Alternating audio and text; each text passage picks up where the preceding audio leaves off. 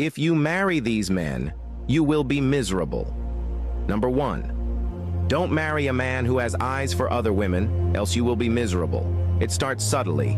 He follows women obsessively on social media. He flirts casually in conversations. His eyes wander even when you're beside him. You brush it off, thinking you can change him or that it's just how men are. But don't be deceived. A man who cannot honor you with his eyes will not honor you with his heart.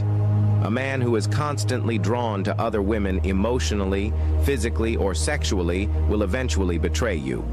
You will spend your marriage competing with strangers, doubting yourself, and crying over someone who promised you the world but has no control over his desires. Love isn't a competition. It's a commitment. If he can't control his lust now, marriage won't fix it. It will only give him a false license to hurt you behind closed doors. Number 2. Don't marry a man who cannot control his anger, else you will be miserable. He slams doors, he raises his voice, he punches walls. Or worse, he gives you the silent treatment that lasts for days. Don't tell yourself he's just passionate or he didn't mean it. That uncontrolled temper is a loaded gun, and when life pressures him, and it will, he won't protect you from it. He'll pour it on you. A man who cannot master his emotions will make you his emotional punching bag. You will walk on eggshells in your own home.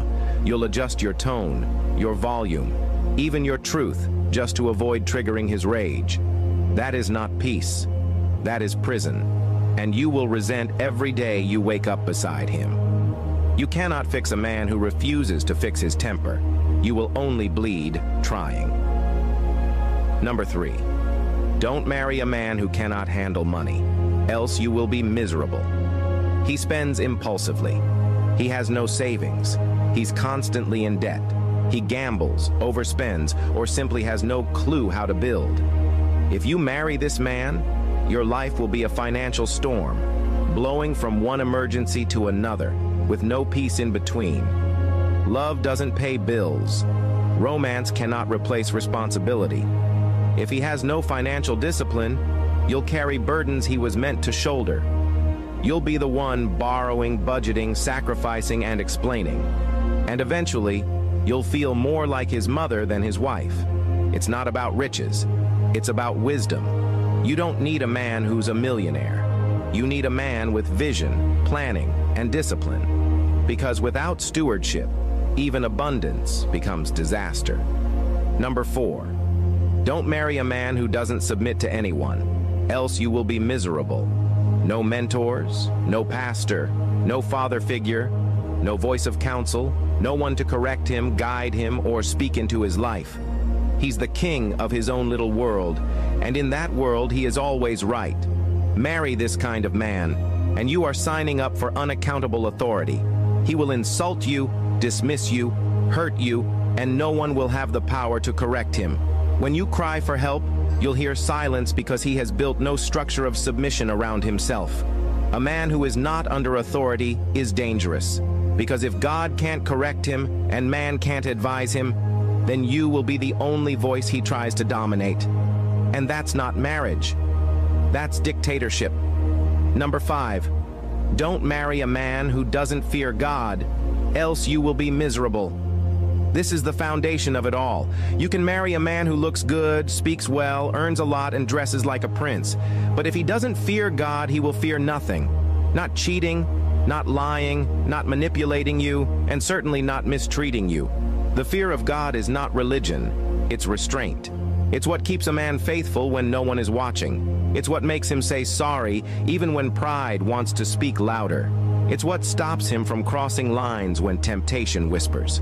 A man who doesn't fear God has no compass. He will justify sin. He will twist truth. And when you try to hold him accountable, he'll call you too spiritual. That man will break you slowly until you begin to lose faith in God because of the behavior of someone who never knew him in the first place. So, my dear sisters, marriage is not a rehabilitation center. It is not your job to fix a broken man who refuses healing. It is not your calling to raise a man who should have been mentored long ago. You deserve love, not lessons wrapped in trauma. If you see these traits now, run.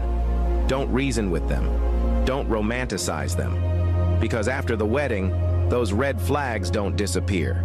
They magnify. Don't marry lust and call it chemistry. Don't marry rage and call it passion.